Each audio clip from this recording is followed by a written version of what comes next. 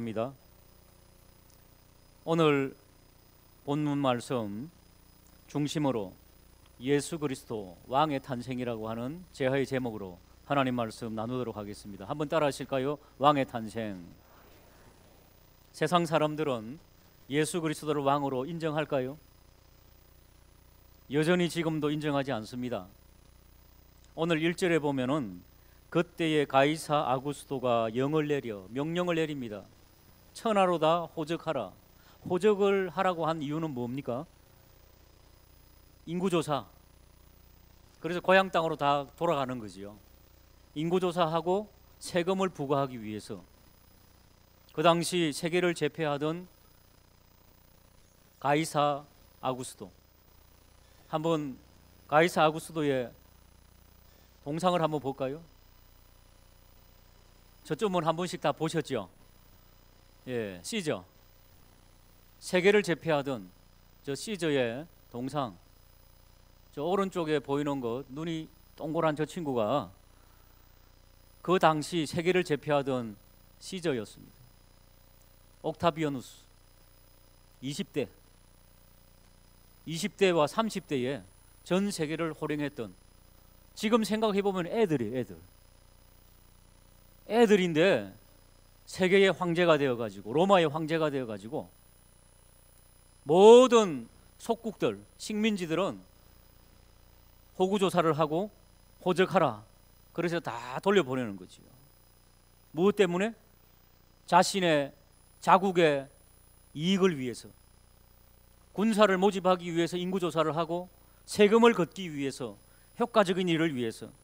그렇게 다 명령을 내리니 유대 땅을 지배하던 2절에 이 호적은 구레뇨가 수리아 총독이 되었을 때에, 그러니까 막 이 황제가 한번 명령을 하면은 전 세계의 로마의 식민지들을 통치하고 있는 총독들이 쫙 일사불란하게 호적을 하고 인구조사를 하게 되는 그런 일이었습니다.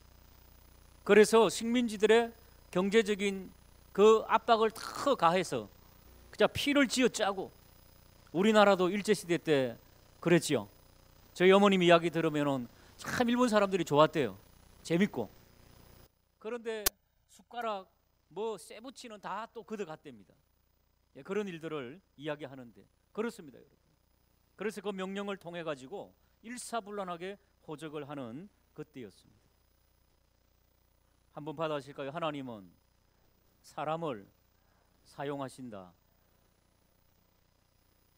이 가이사 시저는 자기와 자기의 로마의 황제로서 자기의 제국을 부하게 하기 위해서 그런 명령을 내리지만은, 진정한 왕은 누구인가? 배후에 하나님께서 그를 조정하고 있었다는 것을 성경이 지금 말씀하고 싶은 겁니다. 한번 따라 하실까요? 악인은 악한 대로, 선한 사람은 선한 대로. 잠언 16장 4절에 보시면은 저런 말씀이 있습니다. 여호와께서 온갖 것을 그 쓰임에 적당하게 지으셨나니 악인도 악한 날에 적당하게 하셨느니라. 그러니까 악한 사람들 보면 너무 원망하지 마십시오. 하나님께서 악하게 그냥 적당하게 악을 저지르다가 그렇게 멸망하도록, 바로 이 가이사 아구스도도 20대 청년이 황제가 되어가지고 엄청난 권력을 휘둘렀지만은 적당하게 악하게 사용받다가 죽는 거지요. 그런데 그 배후에서 하나님께서는 어떻게 역사하셨을까? 자, 만약에 요셉과 마리아, 예수님을 탄생시켜야 될 요셉과 마리아가 지금 어디 살고 있는가 하면 북쪽, 오늘날로 말하면 저 북쪽 평안도 정도 살고 있는데, 예수님께서 태어나셔야 할 곳은 남쪽 유대 땅 베들레헴, 저 김천 정도, 대구 정도, 그 정도의 거리, 예를 든다면 거기서 태어나셔야 됩니다. 그런데 이미 임신을 했습니다. 임신한 여자를 데리고 여행할 수 있을까요? 갈 수 없습니다. 근데 놀라운 것은 가이사 아구스도는 자기의 이익 때문에 호적을 하라 명령을 했는데, 그 명령 때문에 4절에 보니까 요셉도 다윗의 집 족속이므로 갈릴리 북쪽입니다. 갈릴리 나사렛 북쪽 동네에서 남쪽 유다를 향하여 베들레헴이라고 하는 다윗의 동네로 내려갔다는 것입니다. 악한 자는 악한 대로 역사했지만은 하나님께서는 하나님의 역사를 지금 진행하고 있다는 것입니다. 그렇기 때문에 여러분, 저 북한에 있는 김정은 뭐 이런 것들을 하나님의 큰 역사의 그림으로 봐야 됩니다. 우리는 물론 기도할 뿐입니다. 하나님의 역사의 수레바퀴를 어떻게 돌리고 있습니까? 저들이 어떠한 일을 하더라도 하나님의 역사의 주관 속에 있음을 믿고 기도하는 저와 우리 모두가 되시기를 주님의 이름으로 축복합니다. 그러나 악한 자는 악한 대로 사용하는데 악한 데 사용함을 받으면 되겠습니까? 자, 그와 대비되게 요셉과 마리아는 어떻게 사용함을 받습니까? 이제 호적을 하러 가야 됩니다. 4절에 금방 드린 말씀처럼 모두가 다 고향 땅으로 돌아가야 되기 때문에 요셉도 자기와 약혼한 마리아를 데리고 내려갑니다. 자, 여러분, 호적을 하러 내려가는데 여자가 필요합니까? 인구조사를 하는데 여자가 필요합니까?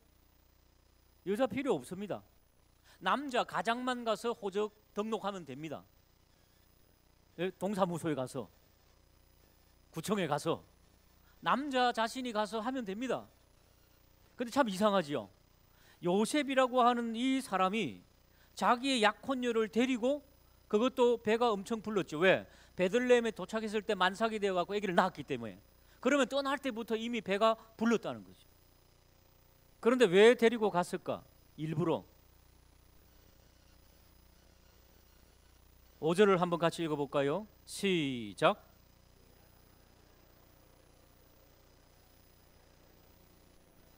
마리아가 이미 잉태해서 배가 만삭이 되었는데 왜 굳이 데려갔을까? 아는 바와 같이 이스라엘 유대는 그 문화와 관습이 약혼을 하면은, 이제 약혼한 이후에 한 1년 후에 결혼을 하는데, 약혼 상태에서는 서로 부부 관계를 하면 안 됩니다. 부부 관계를 해서 아기를 낳으면은 고소를 당하면은 돌맞아 죽게 되어 있습니다. 그래서 요셉이 자기와 약혼하고 부부 생활을 한 번도 하지 않았는데 자기의 약혼녀가 배가 불러오자 요셉은 선하고 의로운 사람이기 때문에 아하, 이 여자를 그래도 부정한 여자지만 살려줘야 되겠다. 그리고 조용히 이혼하려고 그랬잖아요. 그 생각을 품고 있을 때 꿈중에 하나님께서 천사로 현몽하지 않습니까? 네 아내 마리아는, 너의 약혼녀 마리아는 성령으로 잉태된 것이기 때문에 부정한 것이 아니다. 그렇기 때문에 너는 그 여인을 보호하라. 뭐 그런 거였죠. 그런데 자기가 호적하러 간 사이에 자기의 약혼녀가 아기를 놓으면 어떤 일이 벌어질까요? 동네 사람들에게 고소를 당하고, 그리고 10중 8구 돌맞아 죽게 되어 있다는 거지요. 매장되게 되어 있다는 거지요. 금방 드린 말씀처럼 하나님은 사람을 사용하셨다는 것입니다. 그러면 하나님의 섭리의 역사가 어그러지는 거예요. 하나님께서 요셉에게 지혜를 주셔서, 내 아내, 만삭된 아내지만은 나는 이 아내를, 약혼녀지만은, 부정한 여인이지만 남들이 볼 때는 예수 그리스도를 품에 안고 있는, 잉태하고 있는 거룩한 지금 작업을 하고 있는 거잖아요. 그렇기 때문에 그 힘들고 어려운 만삭된 여인을 데리고 일부러 북쪽에서 남쪽으로 여행을 갔다는 거지요. 한번 따라 하시고, 하나님은 사람을 사용하신다. 악인은 악한 대로, 선인은 선한 대로, 어떤 데 우리가 쓰임을 받기를 원하십니까? 이 성탄의 계절, 우리 주님께서 우리에게 구속의 은혜를 주시기 위해서 이 땅에 오셨습니다. 이왕이면 한평생 선하게 주님 기쁘시게 하는 그런 삶 살게 하여 주시옵소서. 우리의 기도가 되기를 주님의 이름으로 축복합니다. 어떤 게 선하게 사는 것일까요? 어떤 것이 아름답게 사는 것일까요? 가난한 사람 좀 도와주는 거요? 네, 그것도 선한 것입니다. 한번 따라 하실까요? 예배자로 사는 것, 이게 선하게 사는 것입니다. 여러분, 오늘 성탄절이라고 1년에 한 번씩 온 분들 계시죠? 축하합니다.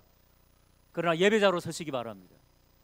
매주일 예배자로 서는 것만큼 하나님 앞에 선하게 사는 게 없다는 것입니다. 여러분, 우리가 선한 일을 하고 착한 일을 하면 얼마나 하겠습니까?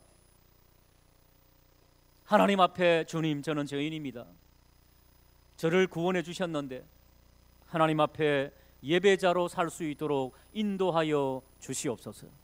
이게 성탄절에 하나님 앞에 드릴 수 있는 최고의 선물입니다. 여러분, 선한 대로 쓰임받는 저와 우리 모두가 되기를 주님의 이름으로 축복합니다.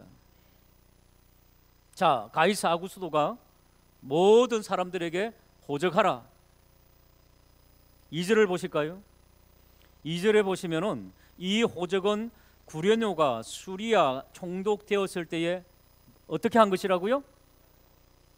세상의 주관자들도 온갖 생각을 다 짜내가지고 어떻게 하면 식민지들을 더 효과적으로 통치할까? 그래서 처음 한 거라는 겁니다. 이때부터 계속해서 6년, 7년 단위로 호적조사를, 호구조사를 했답니다. 그래야지 로마가 전 세계를 효과적으로 정복할 수 있으니까 처음 한 거라는 겁니다. 그러니까 인간이 악한 생각으로 처음 이렇게 역사를 뒤집는 일을 했는데, 그 역사를 뒤집는 일이 누구를 위한 것이 되었다고요?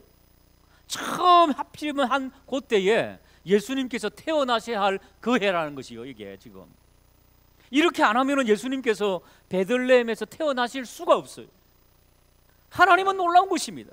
그렇기 때문에 여러분, 악한 사람이 악한 방법을 아무리 많이 저질러도 우리가 중심을 가지고 하나님 앞에 서 있으면 그 모든 악한 일들이 하나님을 믿는 사람을 향하여 유리하게 돌아감을 믿으시기를 주님의 이름으로 축복합니다. 그걸 반드시 믿어야 됩니다.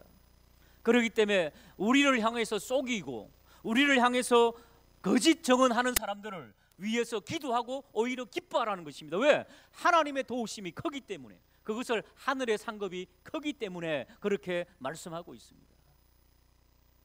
이 놀라운 역사를 주관하시는 하나님의 놀라운 손길을 체험하는 역사가 있기를 주님의 이름으로 축복합니다. 하나님은 저울을 가지고 계십니다.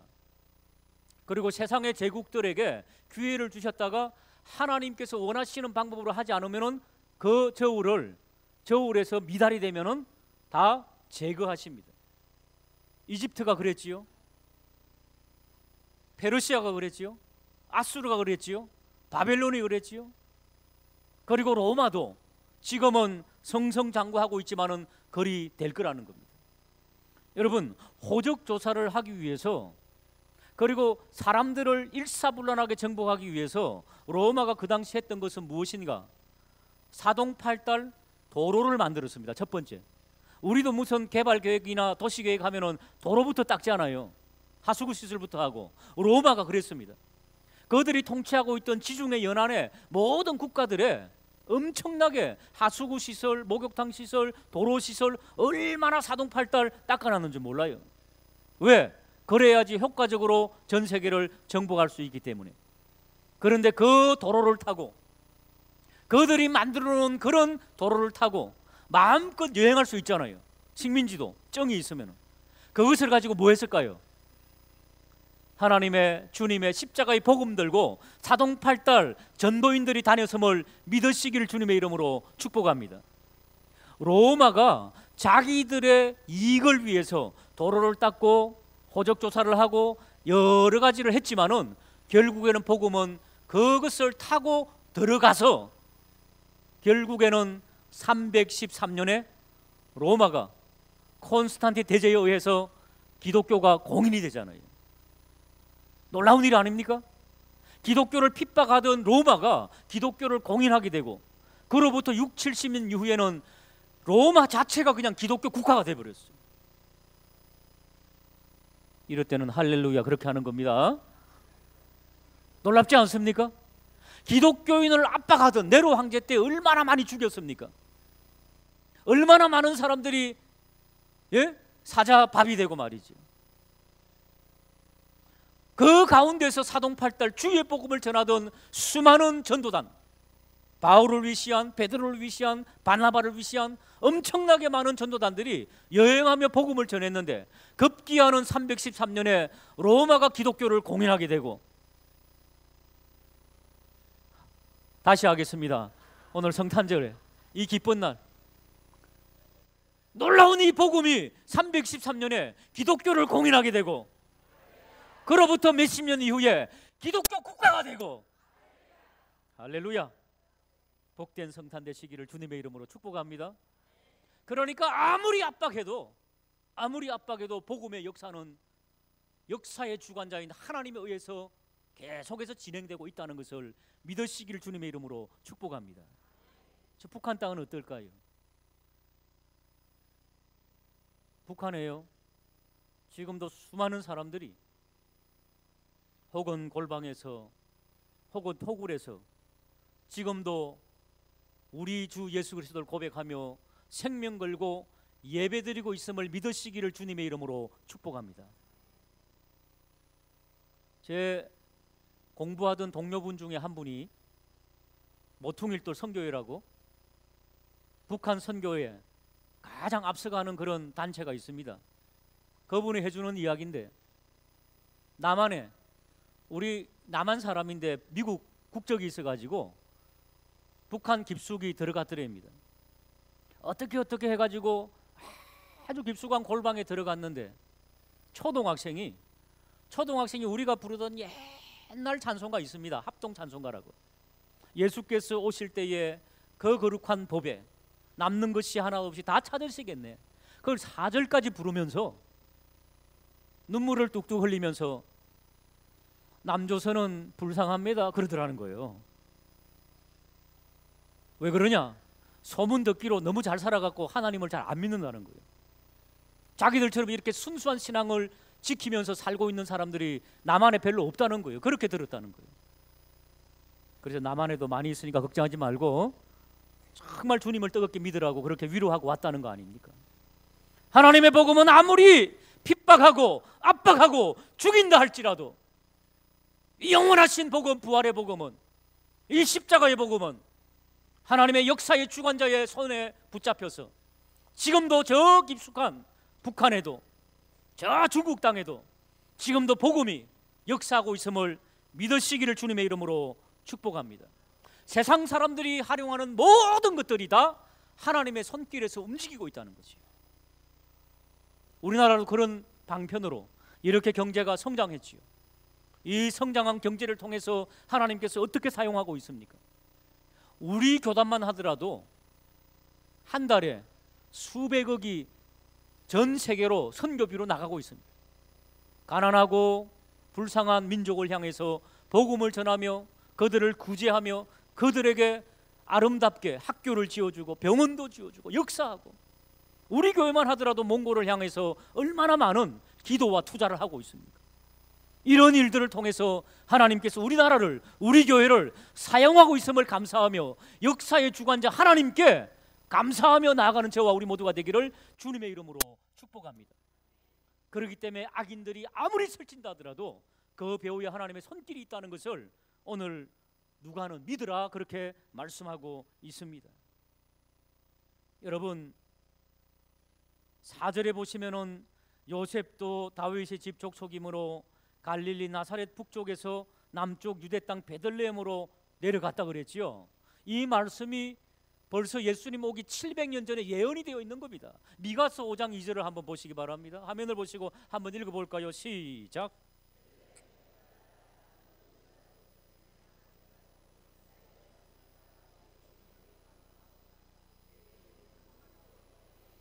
저 미가라고 하는 선지자는 이사야와 동시대에 살았던 선지자입니다.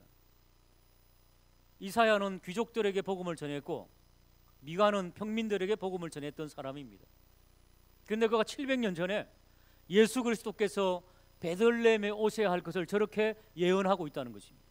그렇기 때문에 북쪽에 계신 예수님의 부모님이 반드시 베들레헴 땅에 내려가셔야 된다는 것입니다.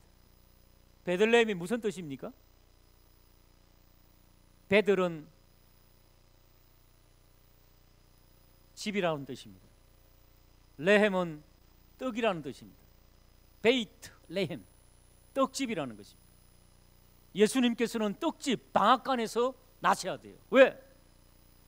영적인 양식을 우리 인생들에게 주심으로 우리가 영적으로 살아서 천국 백성 되어야 하기 때문에, 그렇기 때문에 예배드리지 않으면 그들은 누구도 상관없이 영양실조인 겁니다.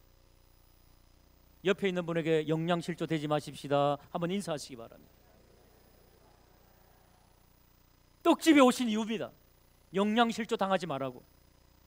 지금 현대인들이 얼마나 많은 영양실조를 겪었는지, 마음에 들지 않으면 이 교회 다녔다가 저 교회 다녔다가 큰 교회 뒷자리에 앉았다가, 하나님께서 허락하신 교회가 있습니다. 하나님께서 기름 부으신 교회가 있습니다. 그 교회에서 생명을 다할 때까지 이 생명의 떡을 드시면서 짧은 인생 살면서 하나님의 영광을 위하여 살아드리는 저와 우리 모두가 되시기를 주님의 이름으로 축복합니다. 예수님께서 베들레헴에 반드시 태어나셔야 됩니다. 그리고 또 태어나셔야 할 것이 있습니다. 6절과 7절을 한번 읽어보겠습니다. 6절과 7절입니다. 시작.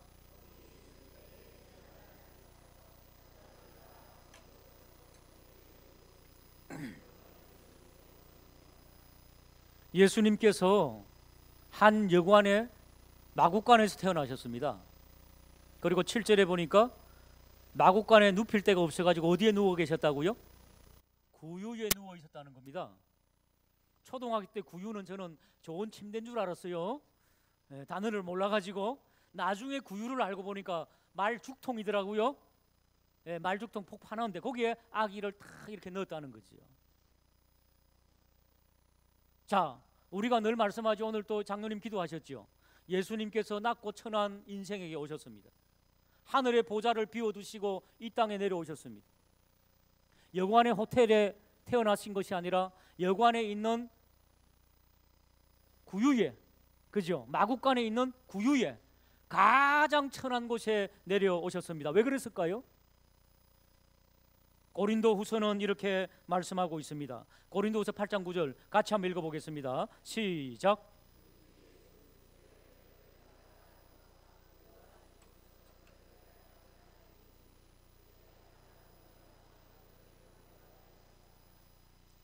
우리 주 예수 그리스도의 은혜를 너희가 알아야 된다. 부유하신 이로서 창조주 하나님, 천국의 보좌에 앉아 계신 그 예수님께서 우리를 위하여 가난하게 되셨다. 말죽통에 오셨다. 이보다 더 비천한 그런 경험이 있겠느냐 그 말이지요. 그것은 모든 인류의 연약하고 가난한 자들을 품기 위해서 이 땅에 오셔야 하는 주님의 필연. 그러면 우리는 어떻게 살아야 할까요? 우리보다 더 연약한 자들을 돌아보는 그런 성탄의 계절이 되시기를 주님의 이름으로 축복합니다. 마지막입니다. 7절 한 번 더 따라 하실까요? 구유에 누웠으니 이는 여관에 있을 곳이 없음이러라. 자, 여관에 있을 곳이 없어갖고 여관의 마구간에서 태어나셨습니다. 자, 태어나신 이후에 무슨 일이 일어났을까요?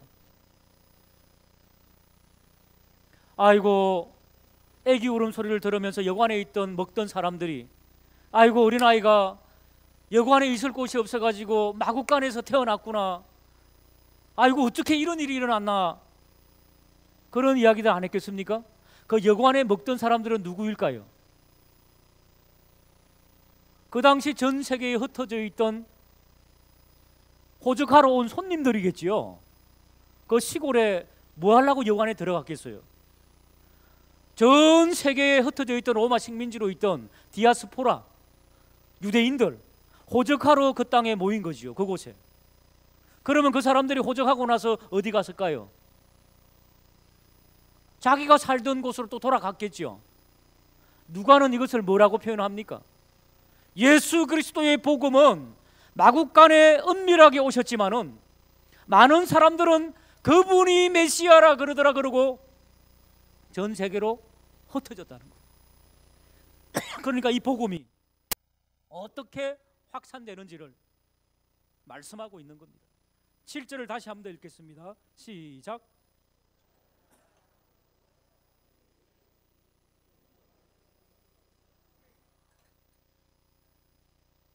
세상 사람들은 사관에 있을 곳이 없었다 그러지만은 하나님의 복음은 전 세계에 퍼졌다. 열방에 퍼졌다. 할렐루야. 우리 하나님은 지금도 살아계십니다. 이 성탄절 하나님의 역사 속에 우리가 선하게 사용을 받는 그런 역사가 일어나기를 주님의 이름으로 축복합니다. 축복합니다. 기도하시겠습니다. 하나님 아버지,